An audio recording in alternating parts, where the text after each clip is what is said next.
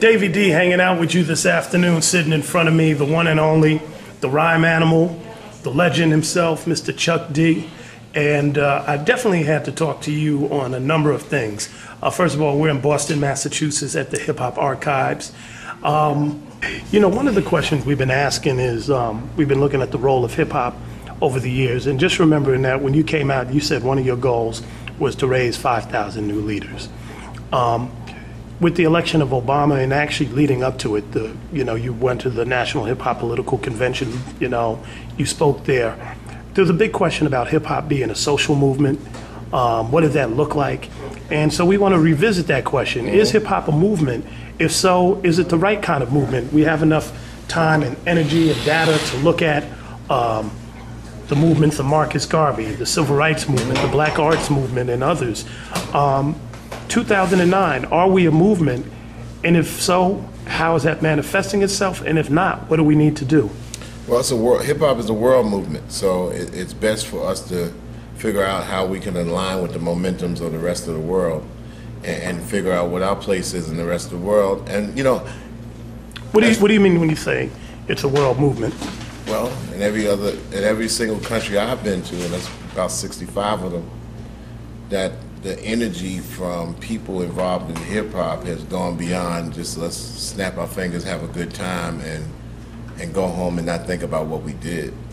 It's always been a voice to figure out and say, okay, we're having a great time, but we could come back and still, play our role, be in our zone. As if we're 13 years old, we could shake and finger pop or whatever they used to say. But if we 36 years old, you got an accountability and responsibility to come back and do something. Oh, is it based on how many jobs are you giving? No.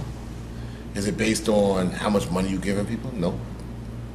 Is it based on maybe sometimes communicating to a lot of younger people?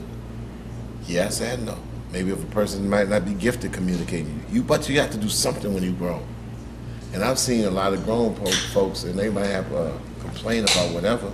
I'm like, dude, you sitting on the porch at 2 o'clock in the afternoon watching BET TV. Granted, you ain't got no job, but you ain't got no grass on your front lawn either. Sitting there smoking a cool, and you walk past a flattened potato chip bag for the last 2 weeks. Can you at least put inside your mindset that it's not going to start unless you make a significant start? Pick up that potato chip bag and at least clean up your surroundings.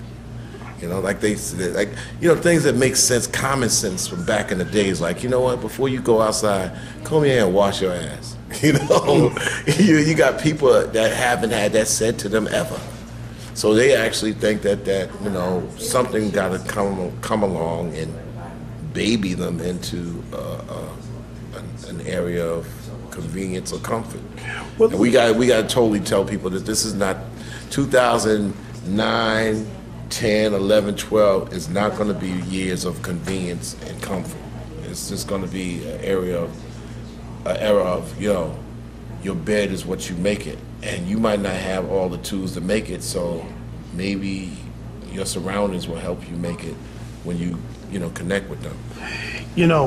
We asked this question to the class that I teach at SF State, and I had asked folks in the class if they thought hip hop was a movement. Many people said they thought it was, and they had a lot of far-ranging opinions. Some people thought it was a movement because everybody got along.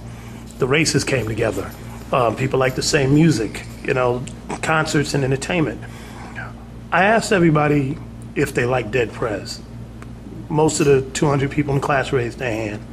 Asked them if they liked Mos Def. They raised their hand. Asked them what they thought of Public Enemy. They all raised their hands.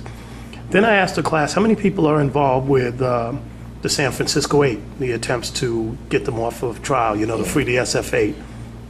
Nobody raised their hand. Ask them if they thought about political prisoners, police brutality, again, not a lot of answers. And I asked some of the older people who said, when you said fight the power in '89, a lot of people took that seriously and joined organizations and followed up and really tried to get with something. When we contrasted that with the Black Arts Movement, same thing. What has happened with the newer generation where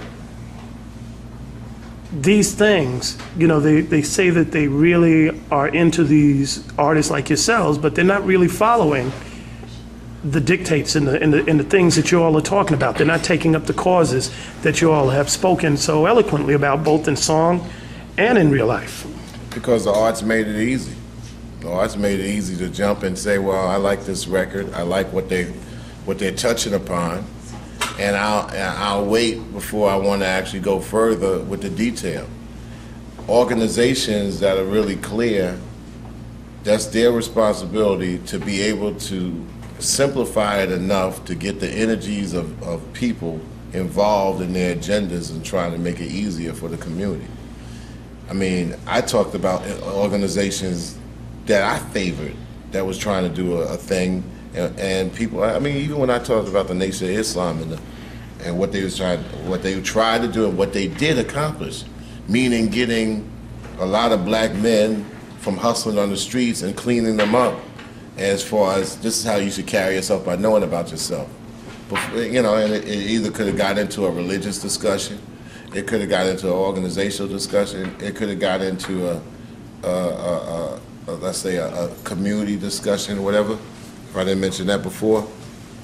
The thing about it, that organization was to then reveal its protocol on how to go about certain changes, and it's still up to the individual whether they want to go deeper and further into it.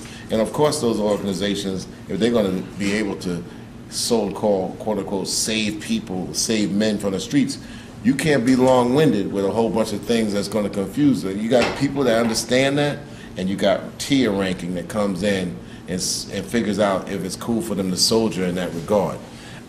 I don't think a lot of organizations have worked in the regard of simplifying movements for young people coming in, the common person coming up and trying to understand themselves.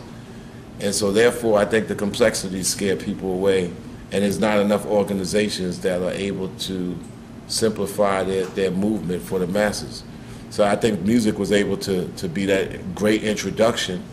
That next layer was those organizations that existed, and a lot of those movers and shakers came from the 60s and the 70s that was still trying to fill their structures in the 80s and the early 90s. I mean, although they had their old ways, like the SCLC and the Urban League, NAACP, they had structures that were set up that kind of like did real talk, real things. All they needed was the youthful energy and some kind of adjustment as time went forward. But what we've had kind of those organizations have drifted off into agenda, and not to say that they're less relevant. I think they're further apart from each other, and they're further apart from the people. And and also the music is further away from the people as well. So all these things are kind of like scattered in its own direction out there. And whereas the conditions of R&B, that's Reagan and Bush in the 80s, kind of had everybody kind of nestled together with similar complaints. So therefore organizations could be simple in their I guess their recruitment or their encroachment of coming upon getting people's interests.